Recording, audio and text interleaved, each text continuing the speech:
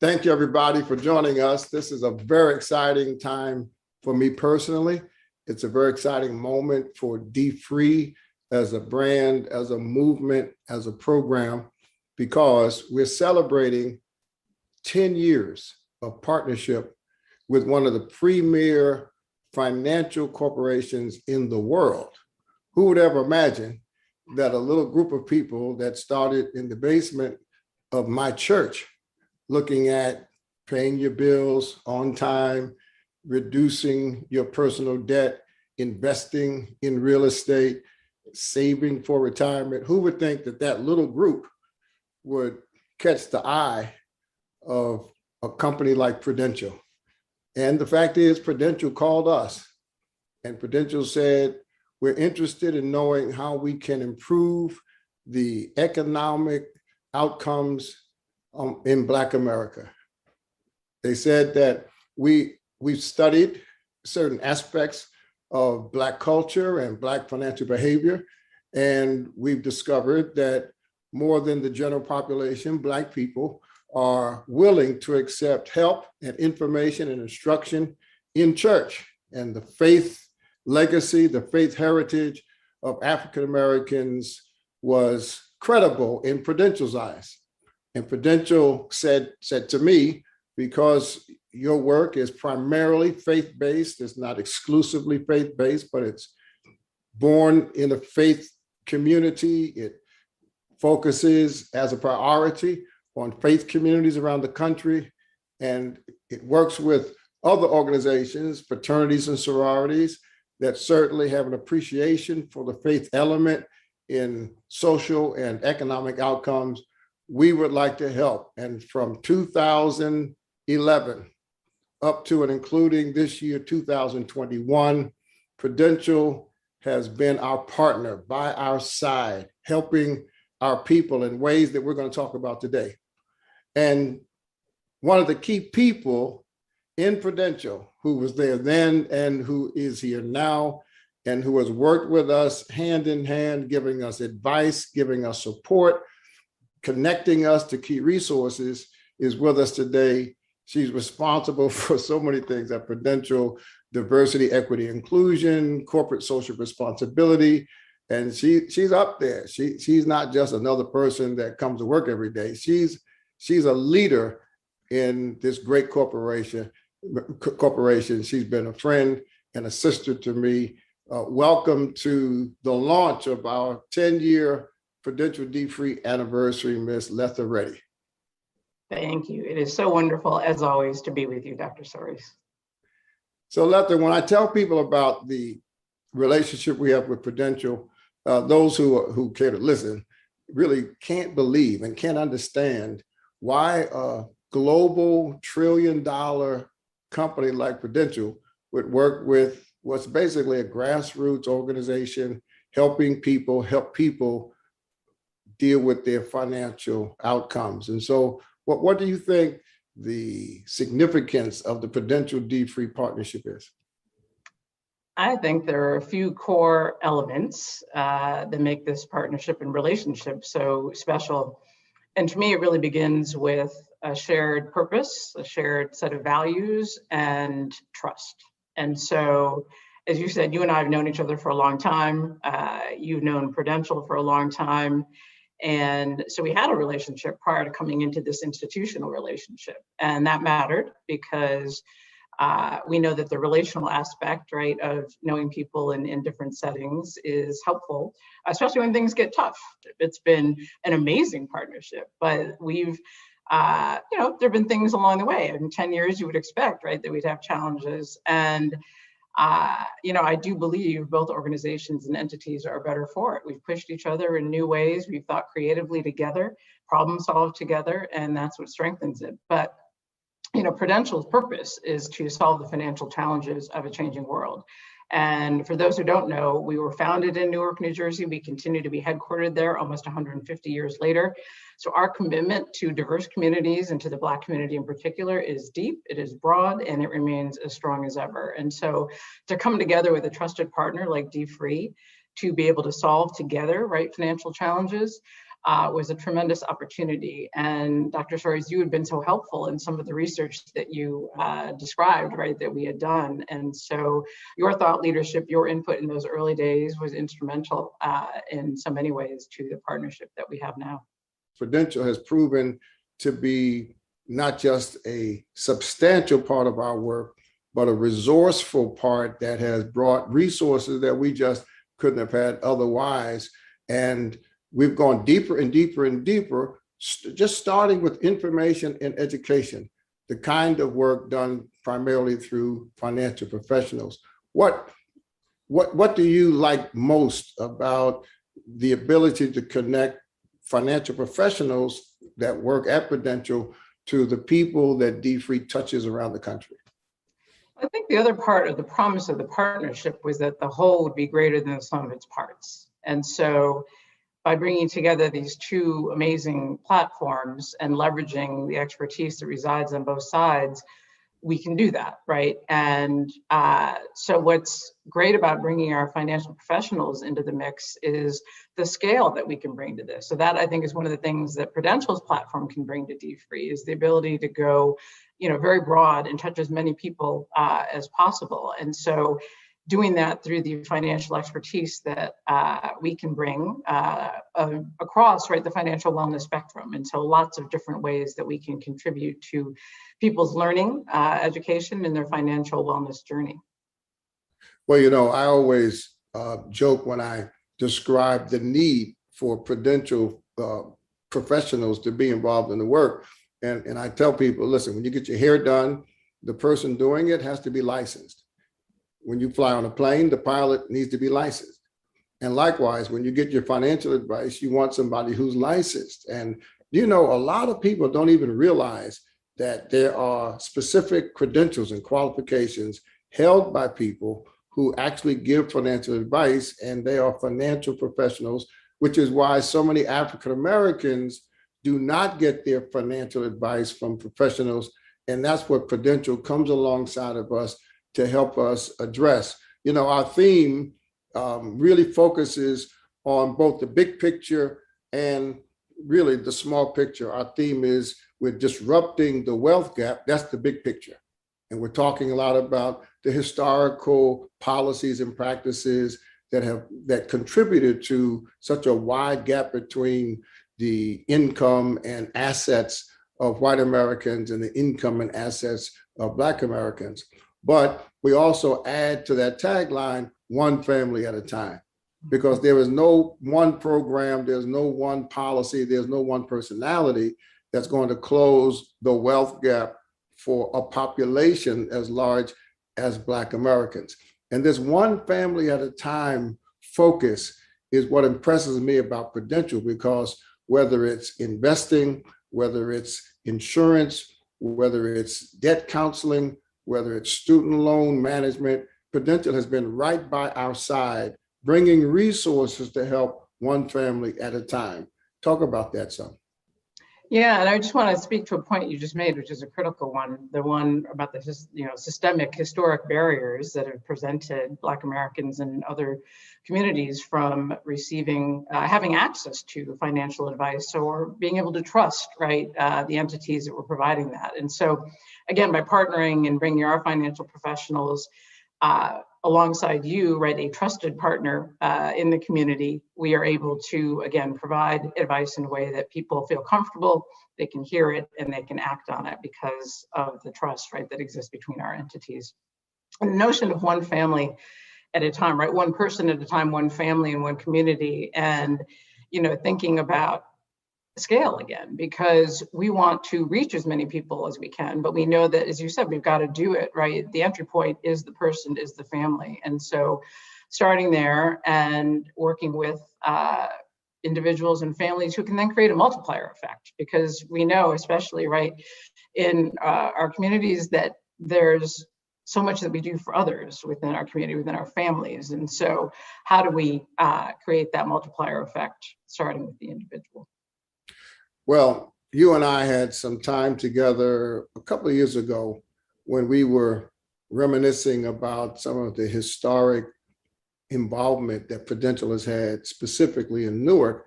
Having grown up around Newark, it was clear to me that Newark was the beneficiary of a corporate commitment made by Prudential when many companies fled Newark after the 1967 riots, and many people fled Newark, black and white, because Newark was an impoverished community. Newark was suffering from the scars of having the National Guard have to come in to keep law and order. I mean, Newark was a troubled city, and Prudential, to its credit, made the commitment to not only stay in Newark physically, but to invest in Newark, to ensure that Newark had a quality, state-of-the-art arts center and sports arena. What I think people should recognize is that the social values and the commitment to uplift is a long-standing tradition at Prudential. And although a lot of companies now are participating in what is generally talked about as a racial reckoning or a social awareness, our relationship certainly predates the most recent explosion, as it were, of commitment to community and diversity. And I think we've been the beneficiaries of a corporate culture from the top, from the board to the CEO to senior management, that has embraced us as family and has come out into communities. We've done events together live. We pivoted under COVID to do online events on a regular basis. And I just think we are blessed as a nation to have a company like Prudential that has executives like yourself who take the lead and not wait to react to incidents, but rather are proactive in prescribing and forging ahead strategies that are beneficiary one family at a time. Well, I appreciate that. And I think, we have learned along the way, and our being in Newark, I think, is at the heart and soul of who we are as a company, because, right, we are, first of all, we're in it for the long term. We're an insurance company at our heart. And that is about managing risk over the long term. And so we understand that some of these really pressing issues, societal issues, impact our business. And we also understand, as a purpose-driven company, the role we need to play in addressing those issues. And our proximity, in Newark is, we hope, has given us a sense of the authenticity that we need to be able to effectively partner with organizations like D-Free and address the challenges in the Black community. And so that ethos has been built up over time. And again, we continue to learn from our partners like you and from others, and strive to do well every day. But it is as you said, a deep corporate commitment that does start at the top. And it's, something that's been handed on from one leader at Prudential to another successively. And so that's why we've been able to maintain the long-term commitment. You use the word authenticity. Being an African-American pastor with all of the accompanying authority that comes from the pulpit, I can't be too careful in terms of forming relationships with major corporations or any secular entity, because when you mix the secular with the sacred, you run the risk of inappropriate introductions, and you run the risk of introducing to the faith community elements that can backfire on you and do more harm than good. What I can say about this, in 10 years, and this is a part of what I celebrate, in 10 years of traveling to churches large and small, almost every Black denomination that exists in the country, AMEs, Baptists, Church of God in Christ. I have never once had anyone challenge my relationship with Prudential from an integrity standpoint. And so it really speaks to the authenticity that Prudential had long before D-Free came along, and the fact that all America and Black America really respects Prudential as a brand. I have to tell you, I've had to turn down offers for relationships with financial institutions whose authenticity and whose credibility were not as deep as Prudential's is among Black people. Now, I'm gonna tell you something you probably don't know. When we started in 2011, our focus was really on insurance as a product, because if you're talking about closing the wealth gap, if the assumption is that the median net worth of white Americans is 10 times the median net worth of Black Americans, you're generally not going to save your way to closing that gap. You're not going to hit the lottery to close the gap. And insurance becomes really a strategy, not just a product, where families can leave large enough amounts of money for the next generation without making a major investment in this generation, and the next generation can actually close the gap. So we were really focused like a laser to ensure that the Black community, which is underinsured, had access to and information about insurance products. But the more we worked together and the closer we got, the more I began peeping around Prudential to see what else you had. And what I discovered was that Prudential has much more than insurance, to our previous point, financial advisors who do general, comprehensive financial planning. But then I found out about an organization called GreenPath that does financial counseling for people who are drowning in debt. And, we start with reducing debt as a strategy to achieve financial freedom. And so I contacted Prudential and said, listen, GreenPath, we need GreenPath. And Prudential brokered a relationship and now partnership between D-Free and GreenPath. And GreenPath has talked to hundreds of people and will talk to thousands next year that we send to them to discuss and hopefully resolve some of their more serious and critical debt issues. How did the GreenPath partnership become a part of the whole Prudential vision? So, we are, again, all about solving financial challenges. And part of that is starting from within. So how do we make sure that we are offering to our own employees the ability, right, and the tools and resources they need to become financially secure? So some of these partnerships emanate from work that we are doing within our own institution and services we are providing, and then taking them out and offering them to our clients. And then, as with D-Free, offering them to our partners. And so again, that speaks to the whole being greater than the sum of its parts, and the value of bringing these two entities together is that we can then offer that to you and to the audience that you are reaching, so that we can, as you said, right, expand beyond one individual product or solution and think about the comprehensive, holistic needs that people and families have in order to become financially, more better off. Right. Well off.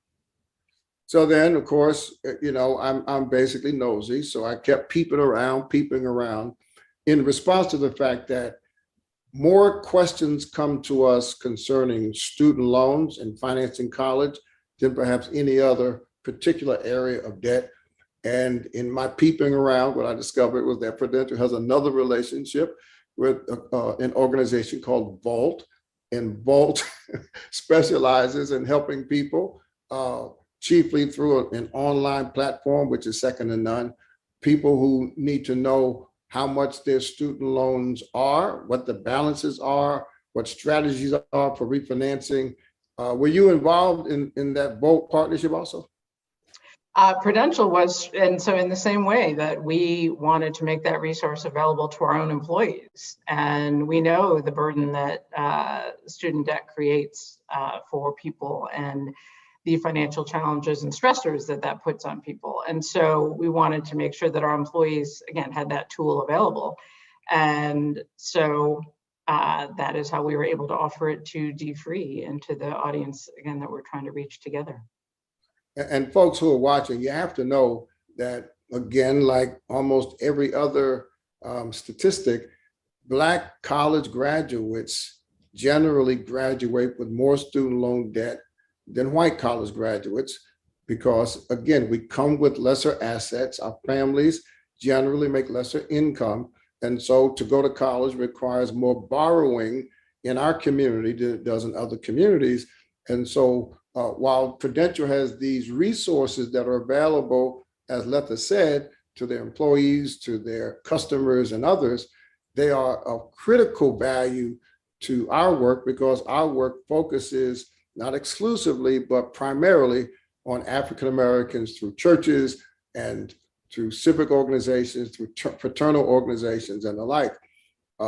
Now, when COVID-19 hit, we were affected like everybody else, but in some ways, we were affected more than everybody else because our style had been, since 2011, traveling with Prudential around the country, visiting churches, going to events. We appeared at Essence Fest with Prudential. We went to Mega Fest with Prudential. We've gone to conventions in all of the major cities. And so the live event, the personal interaction, our mid-year conferences, our end-of-the-year events have always been dynamic. Prudential has had a presence, and the kind of presence that really has facilitated people having live one-on-one interaction with financial professionals. Then came COVID. And on April 1st, 2020, we pivoted after having had 2 weeks to consider what shall we do in light of the shelter in place orders from the governor and from the White House. And so we began doing these webinars. And again, I was peeping around Prudential and discovered something called Pathways. And Pathways has this library of content delivered by financial professionals who are trained to do so. And we connected with Pathways, and that team came along and added to the Prudential professionals that talk about insurance and products, to the Green Path counseling, to the Vault technology. And the Pathways webinars have been the basis and the content for our monthly Ask the Expert webinars, which has featured African-American financial advisors from Prudential and has received a tremendous response. We've had good engagement. We've had high attendance as compared to registration. And we think we've tapped into a strategy that's going to sustain us long after COVID. For all of the challenges of this past year, the need to pivot to this virtual platform, as you described, has been a benefit in many ways, right? Because we can reach so many more people. And while we all valued and appreciate and continue to appreciate and miss the in-person experiences that we were used to, I think, again, the scale piece of this is really important. We're also very pleased that we have more and more financial advisors who are getting trained in the D-Free curriculum and who are trained in the Pathways curriculum and can bring all this together to, again, address holistic needs. Well, what you'll see from the D-Free side is that our future depends heavily on an expanded partnership with Prudential. We're putting up a new website, dfree.com, and we've got stronger links to Prudential products, Prudential people, Prudential resources than ever before. We're making plans to hit 2 or 3 key markets to test some new strategies with Prudential. I know we're focusing very significantly on Atlanta, Detroit, and North Jersey.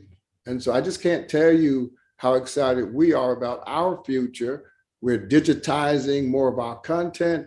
We are expanding to reach more young people. We have a special platform that we're doing for leaders, faith leaders, and clergy. So we're excited. What's in the future for Prudential? Where's Prudential going? So we are going to stay the course on continuing to show up in the market inclusively and try to solve the needs of a broad group of stakeholders. And the only way we can do that is through partners like D-Free. And so we are equally committed to this partnership and excited about it and want to build on it in the ways that you described, because there's so much work to be done, and we know we need to move forward together. And we're really excited and proud to be able to do that in partnership. Well, you mentioned at the start the fact that within a 10-year relationship, there has to be some glitches, some ups and some downs. But I can tell you this: in the last 2 years, what Prudential did to minimize gaps and glitches has been to have a dedicated team of people working directly with the D-Free team, with meetings twice a month, with email going back and forth regularly on a weekly basis. And I can't tell you how appreciative we are of Prudential, not just making a commitment generally and a commitment rhetorically, but a commitment in terms of substance, in terms of personnel. And we couldn't be more pleased than to have the kind of team you put in place to work directly with me and our team. We look forward to the meetings, we look forward to the updates, and we look forward to the planning that we do. And so I just want to recognize, April and Nicole and Dave and Anthony and all of those people that are accessible to us. Alicia stops by every now and then, but we're grateful to have people at Prudential who treat us like family. It's almost as if we are Prudential. And I just want to acknowledge that and thank you for that, and thank all of the leaders of Prudential for your ongoing support. So what are your parting thoughts and parting words of wisdom for our community that really needs everything as it relates to economic empowerment and financial freedom, and what they can expect from D-Free and Prudential? Well, I think the message is to stay the course. This can sometimes feel hard and feel daunting and overwhelming, but we can all do it. And with the right information, the right tools, we can take the right actions. And that's the key. It's not enough to just understand. We need to act. And so I encourage all of you to continue to do that. And just know that D-Free and Prudential are here to support you. Wonderful. Well, folks, you heard it directly from the upper chamber, from the executive offices of Prudential in Newark, one of the top financial firms in the world that we have the pleasure and the honor of not only working with, but getting support from. The key to our partnership, in my view, is that they have made hundreds of financial professionals available who will speak to you for free. Somebody say free, F-R-E-E. A financial professional who wants to charge you just to talk, run quickly. Call us and we'll get you one that'll sit down with you, because Prudential is not trying to cram products down our throats. Prudential is trying to help us, through professionals, take a look at our entire situation, our income, our expenses, our goals, our challenges, and then help us think through a strategy, which if their products can be a part of, that's great. But if their products don't fit the strategy they'll help us create, then they'll send us on our way, someplace that can help us. And that's what I love about their integrity, their authenticity, and their generosity. So thank you, Letha. Thank you to the whole team. And thank all of you. I know you're probably zoomed out by now. We've been online and virtual for everything from church to doctor's visits since March of last year. But listen, we've got to make the most of what we have. My old expression is the only thing worse than not having what you need is not using what you have. So we're using this platform. We're using this technology. Stay tuned, because we've got all this month, the entire month of October. We've got experts, we've got testimonials, we've got information and hopefully inspiration to help you understand the potential of disrupting the wealth gap, one family at a time. Thank you for watching. Hello, my name is Kristen McIntosh, and I would like to begin by thanking Prudential and D-Free for inviting me to be part of today's forum. I'd like to share some reflections on the racial wealth gap that persists in our nation. And I'll begin by offering a definition of wealth. Wealth can be defined as the difference between a household's assets and debt. And the examination of wealth is of particular importance because wealth confers benefits that go far beyond those associated with family or personal income. In fact, wealth holds several advantages over wages as an economic resource. For example, wealth allows people to take career risks, knowing that they'll have a buffer if success is not immediately achieved. Wealth affords people opportunities to become entrepreneurs and inventors. And family wealth enables young adults, even those who have just entered the workforce, to still access housing and safe neighborhoods with great schools, thereby enhancing the prospects for their own children. The income from wealth is taxed at much lower rates than income from work, which means that ultimately, wealth begets more wealth. And finally, wealth is a safety net that keeps a life from becoming derailed by temporary setbacks and the loss of income. The latter was particularly evident last year when the COVID-19 pandemic inflicted devastating effects on the United States economy, with job losses especially concentrated among women, minorities, and low-wage workers. And unfortunately, the Black-white wealth gap left many households with far fewer resources to weather that storm. The Black-white wealth gap is not a recent phenomenon.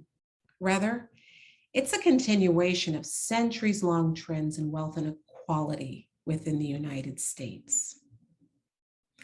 Efforts by Black Americans to build wealth can be traced back throughout American history.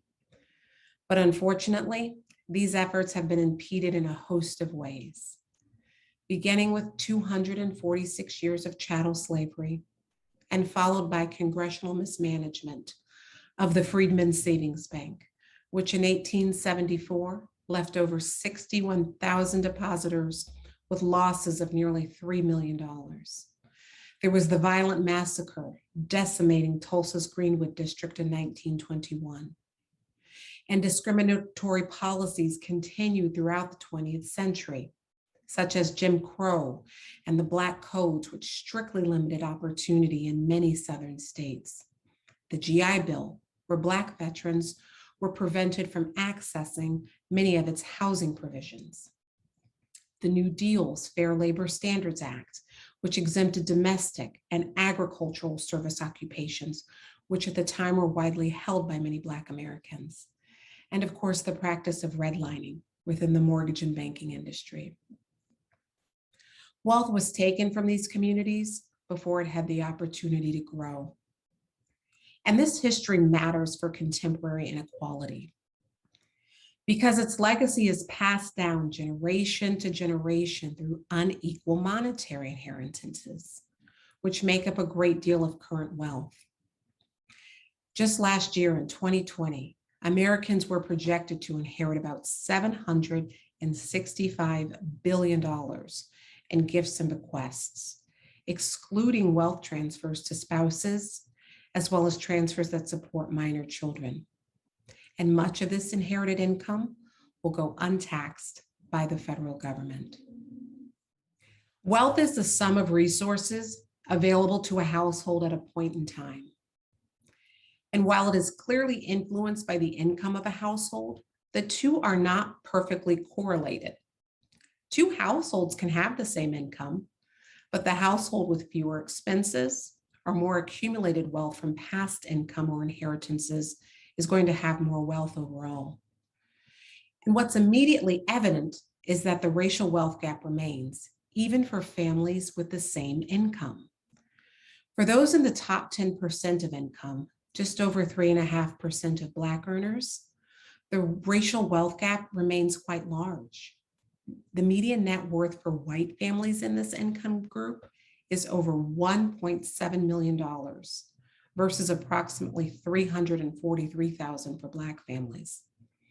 In fact, a racial wealth gap exists in every income group except the bottom 20% of earners, where the median net worth is zero for just about everyone. So just how large and persistent are these racial wealth gaps?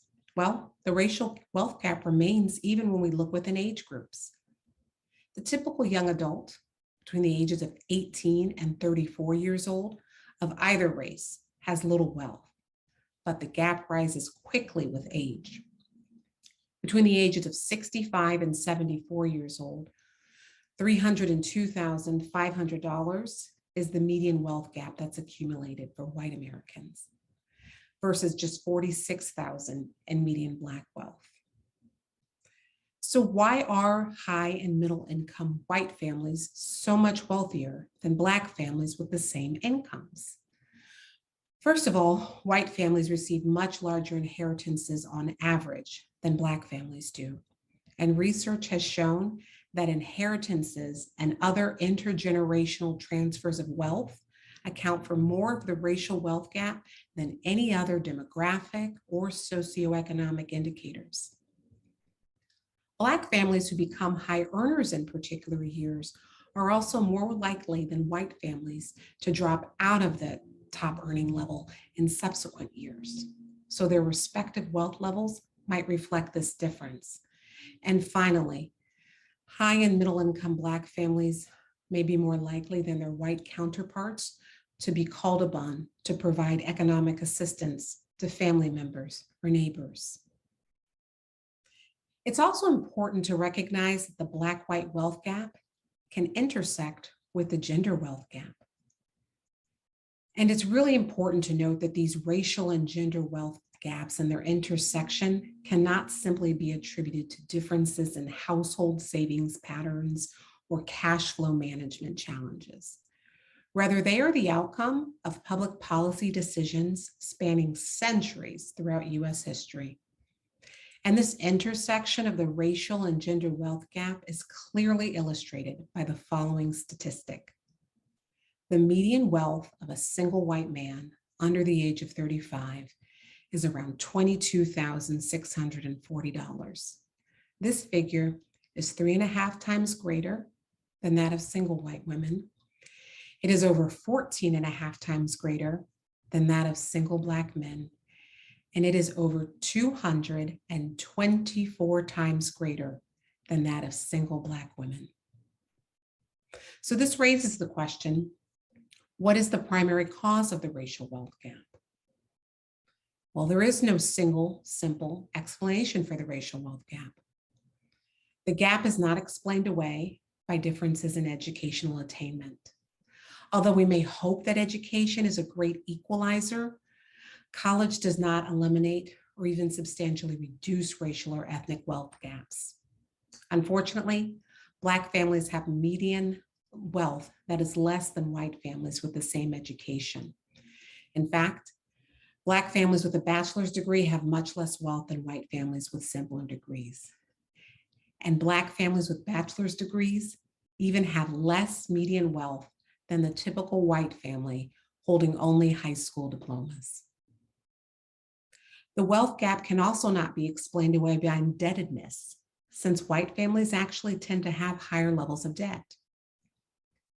Black families are less likely than white families to own various types of assets and often have lower valued assets when they do.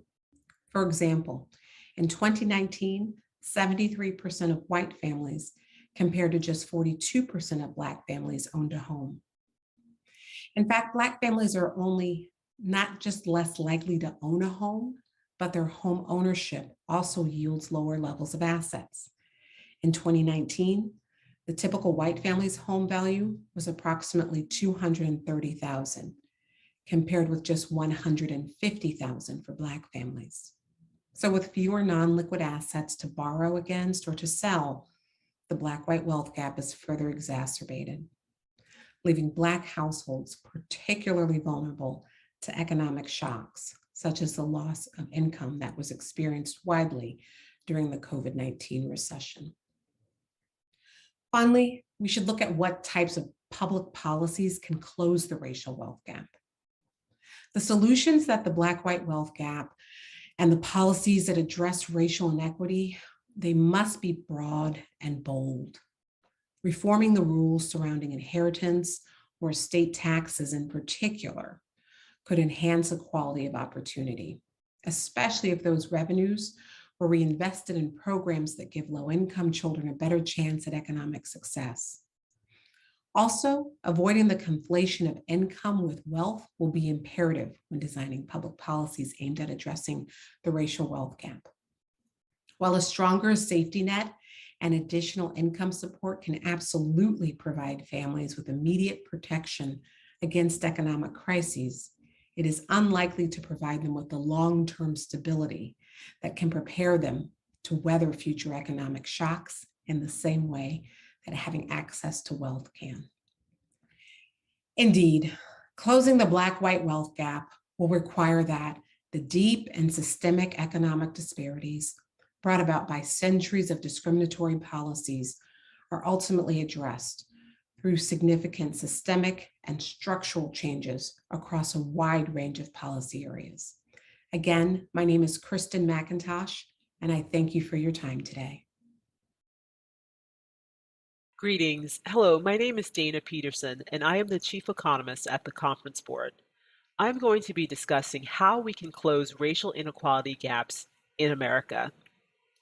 Well, let's first take a look at how much these gaps are costing us. Some of the gaps include wages, education, home ownership, and also business access to capital. And all of these gaps contribute to the overall wealth gap that we see between Black Americans and their peers in America. We did a study and we found out that if we added up these gaps over the last 20 years, it would be equivalent to $16 trillion. That's right, $16 trillion, which is an astounding number. Let's look at how we came up with this number. Let's talk about the racial wage gap. If we looked at the amount of money that white Americans, in particular white males, are making relative to their cohorts, the difference is $6.8 trillion over the last 20 years. And if we made the comparison between white males and Black Americans, then that difference would be $2.7 trillion over the last 20 years, or a loss of 0.2 of GDP each year that Black Americans aren't generating for the economy. Let's take a look at the next gap, access to higher education. So if we looked at the difference between the number of people, in particular white persons who are earning college degrees versus Black persons, we'd see a pretty significant gap. And if we added up the lifetime income that Black Americans are missing out of over a 20-year period, well, that we saw over the last 20 years, then it would be equivalent to anywhere from $90 to $113 billion, which is just astounding. Imagine what you can do with that amount of money in terms of investing in your families and investing in your communities. Another gap is with respect to housing credit access. When we look at the number of Black households that could have been created if they had access to housing, it would have equated to 770,000 Black homeowners. Imagine if each of those Black homeowners then bought a car or bought furniture or appliances or lawn care equipment for those homes. We would have added up roughly $218 billion in GDP over that time period of 20 years. So this is, again, really astounding numbers. And then finally, if we look at fair and equitable lending for Black entrepreneurs, roughly $13 trillion in business revenue was not created over the last 20 years because Black businesses either did not have money or access to credit to keep their doors open, or they were never able to create those businesses at all.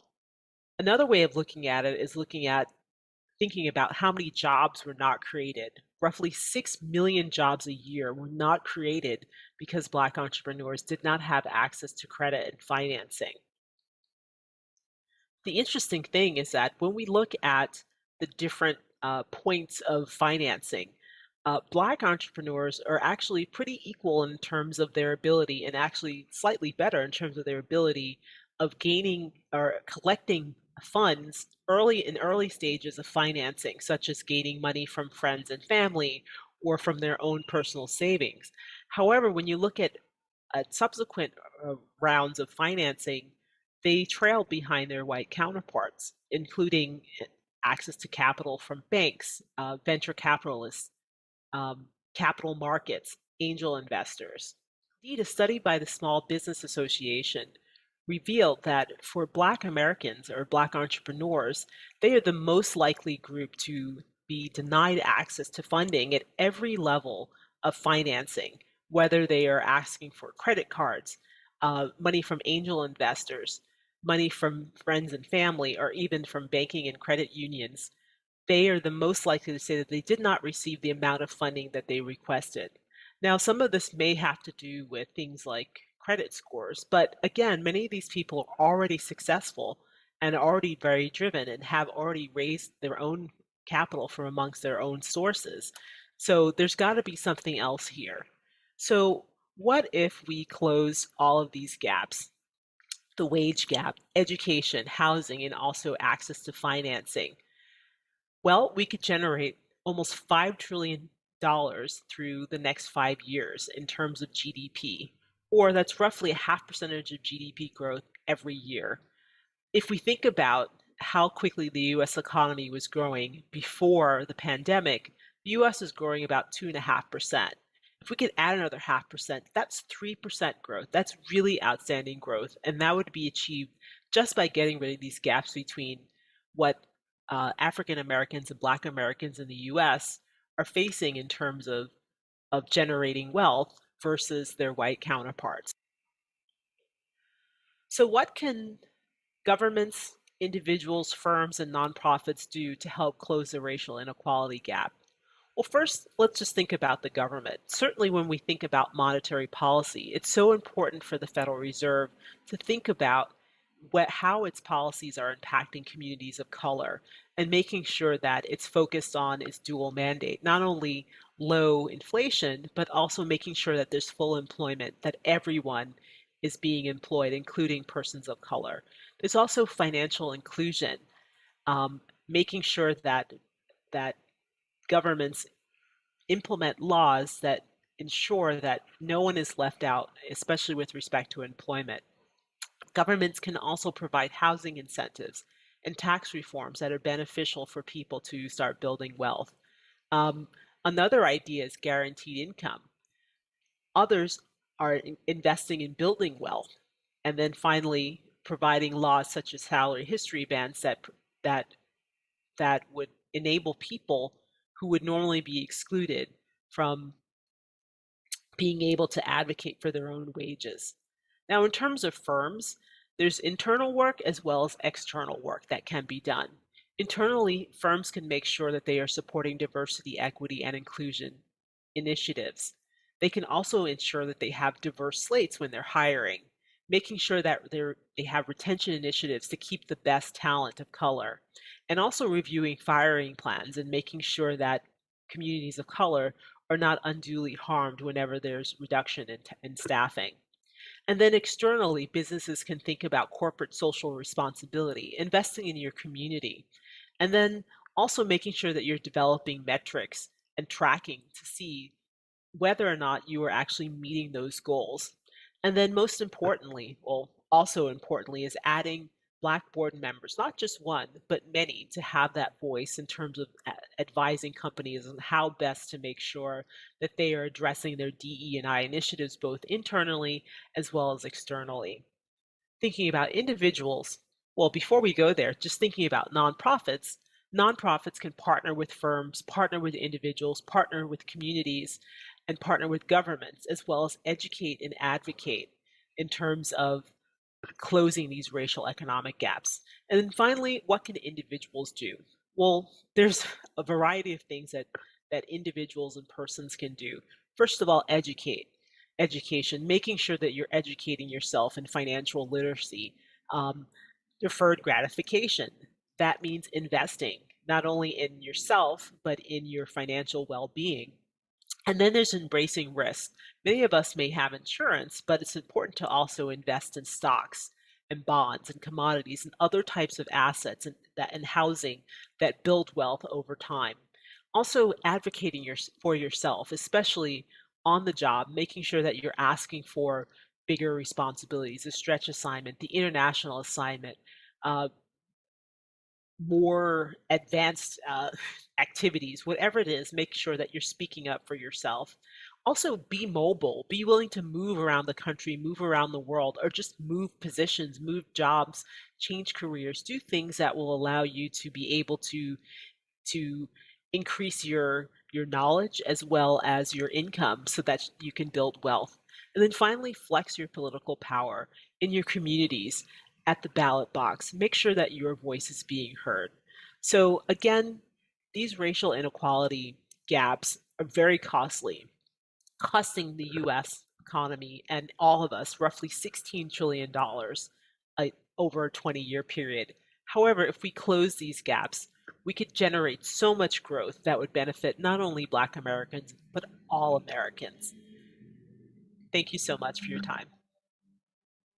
All right, folks. Again, thank you for joining us. We are focused on disrupting the racial wealth gap, and that assumes that there is a racial wealth gap. And by now, you know, as I know, that when you look at Black America, all of the data indicate that in almost every category, we are behind every positive category. We're ahead in some negative categories.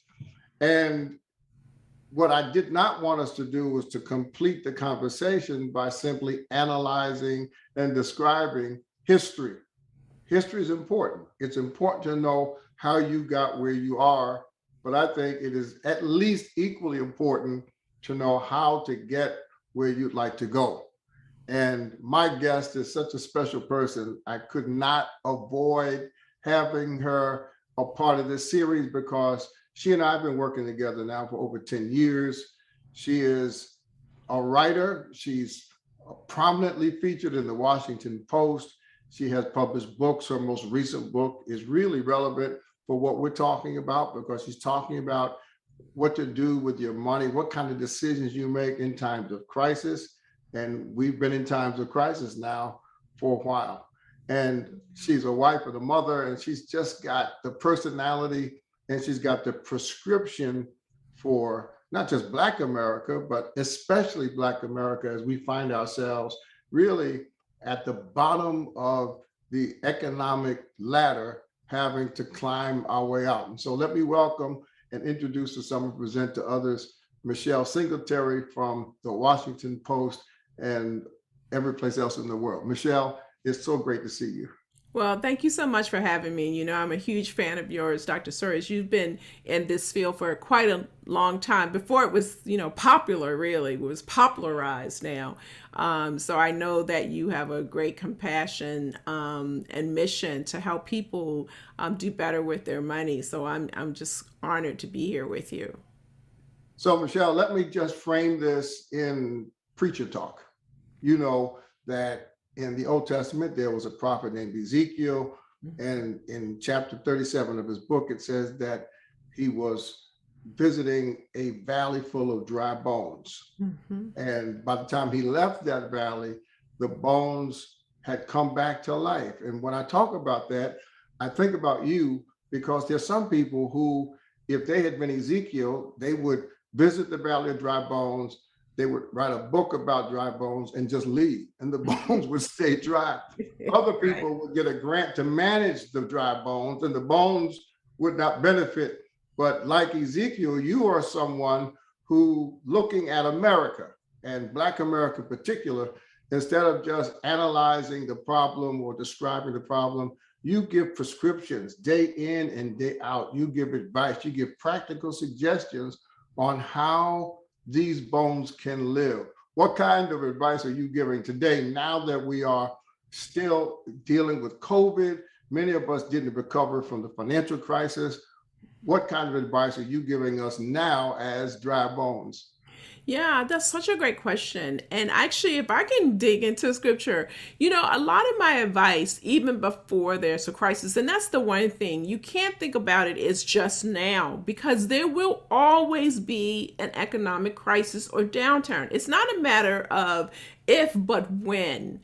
And that's sort of the focus of my book, that when a crisis hits, but it's always going to be one. And I take from inspiration in the Bible, actually, Joseph in Genesis, where he, interpreted the Pharaoh's dream. There was going to be 7 years of plenty and 7 years of famine. And during that 7 years of plenty, he saved, he put things away, he grained food for the people, but not just the people of Egypt. He saved more than what he would, essentially need for his family. What he didn't know is that was going to help his extended family. His father told his brothers, go up there. They've got extra. Right. And that's what really we have to focus on, not just what saving enough for your own household, but building that extra. So when those 7 years of famine came, he had enough for his household, Egypt, and then some. And really, that's what we're talking about. Prepare yourself now for the next crisis. It is hard for me to get people to save and invest in things that they need to do when they're in their time of plenty, because they don't see an end to it. This pandemic will pass, and guess what? There'll be another one. It may not be as severe as this one. So practically speaking, what I've put in place at my church in Prince George's County is a financial program. It's a year-long program, not one-off webinar or, workshop. So in every single month, we meet for about 2 to 3 hours, and we go over financial topics, and we teach people how to make better decisions, financial decisions. We teach people how to get rid of their sense of entitlement. We look at how you can save, how to get out of debt. We give you actionable items to get out of debt. And so while we're talking about policy and the politics and the history, because systemic racism is not just history, it is our now. Right. But since we know that is a work in progress, you personally have to do some things. And one of the top things is, going back to Joseph, is to save when you can and not accumulate debt. And if you have debt, get rid of it as quickly as you can, because when that crisis hits, you'll be able to weather that storm, that famine, a little bit longer. So with the cost of living being so high, and now inflation is beginning to creep up, according to the experts, how do we say, what is it we have to do to actually save? Because, most of us are living paycheck to paycheck right now. So if you are, I sort of put people in different categories. So those are people who are in dire need. It makes no sense to tell them to save. They can barely put food on the table. And so you have to give them resources to make sure they keep a roof over their head and food on the table. So that community programs, food pantry, hey, listen, your community, your family. You've got to build up a savings of goodwill, so that if you've got good relationships with family members and friends, that they can assist you where the government leaves off and can't. So for example, I had a relative who lost her job because of the pandemic. She worked in hospitality at a restaurant. And I found out through another relative, because she's so proud, she wouldn't tell me. And my husband and I paid her rent for a couple of months.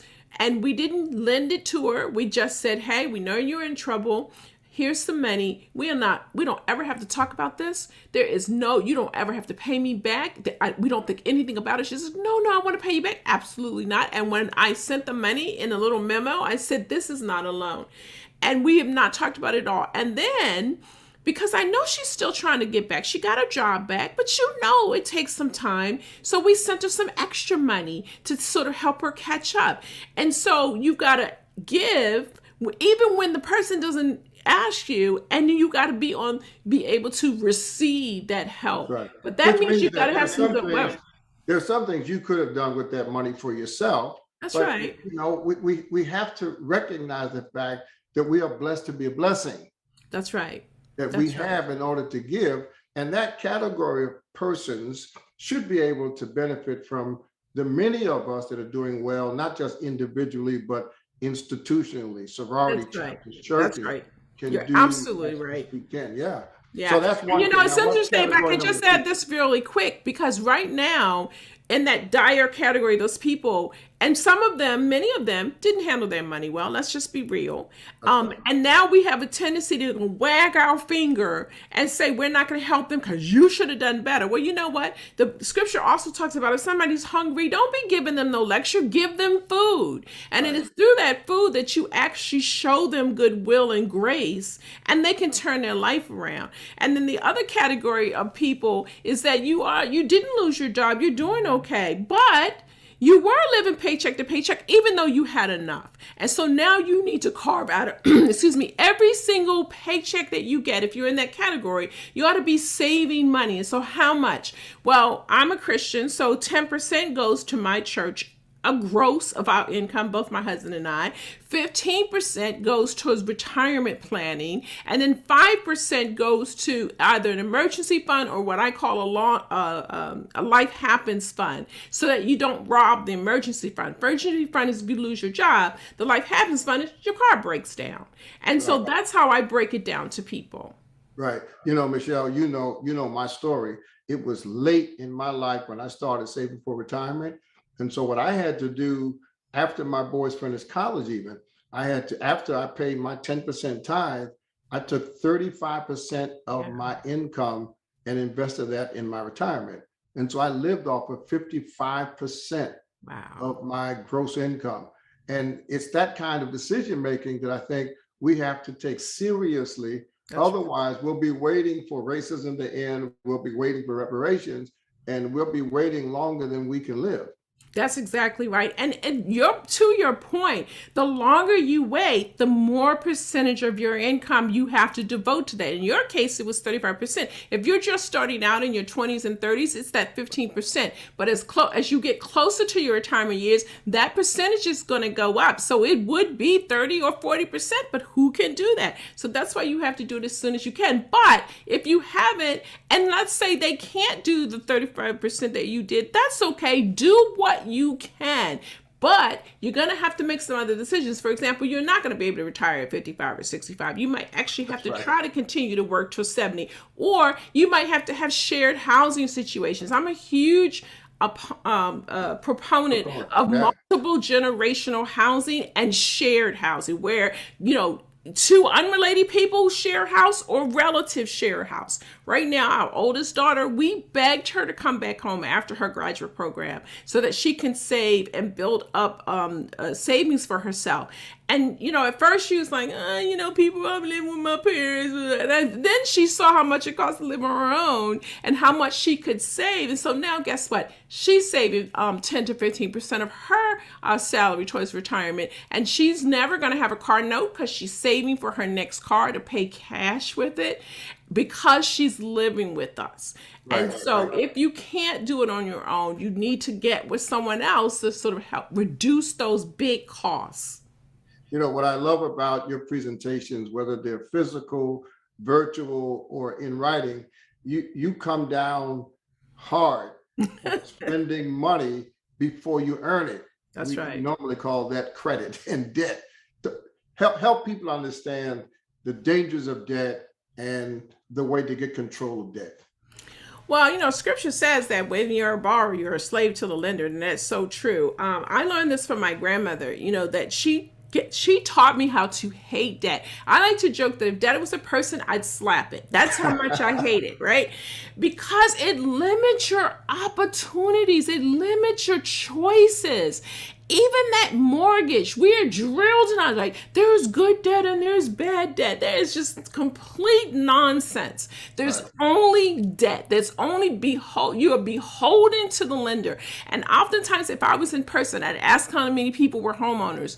And if it's a Black audience, about 40% would raise their hand, because that's about the own home ownership. If it's a mixed race or white audience, it would be more like 70%. How many homeowners? 70% raise their hand. Then I say, well, how many of you are homeowners? Everybody's like, well, I just raised my hand. I said, how many of you own your house outright? Because then you're a homeowner. If you have a mortgage, you are nothing more than a renter. You have property and maybe you're building equity. So we like to talk about that equity. Well, okay, how do you access that equity? So I don't even count the equity in my home. I count it on my net worth statement, but it's not part of my cash flow, because how do I access it? Two major ways. Either I've got to sell, then when I'm going to live, or I've got to borrow it to access it. That's not good financial planning either. I'm a huge homeowner advocate. I've owned my home since a year out of college, but I don't count on that money. So you've got to do something outside of that to make sure you've got that money for that cash flow when a crisis happens. Yeah.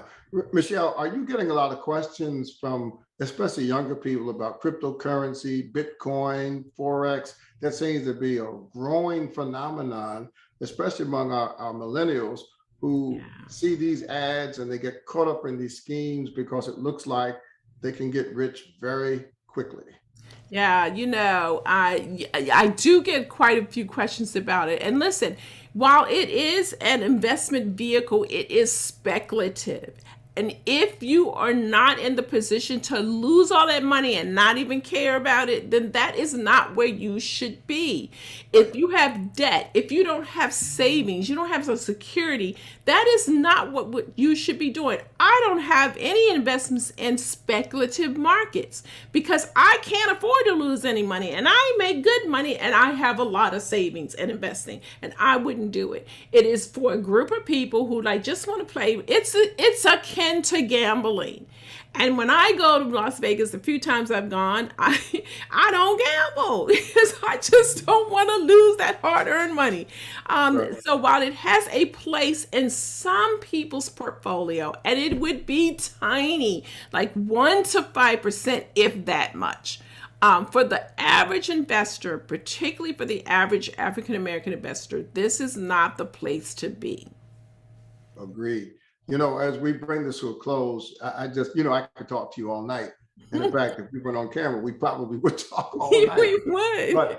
But I think because we're dealing with this racial reckoning, as the media calls it, in the post-George Floyd era, and because so many corporations and many government agencies have made new commitments to address the uplift of the Black community, what should we be doing as Black people in response to racism and in light of our economic needs?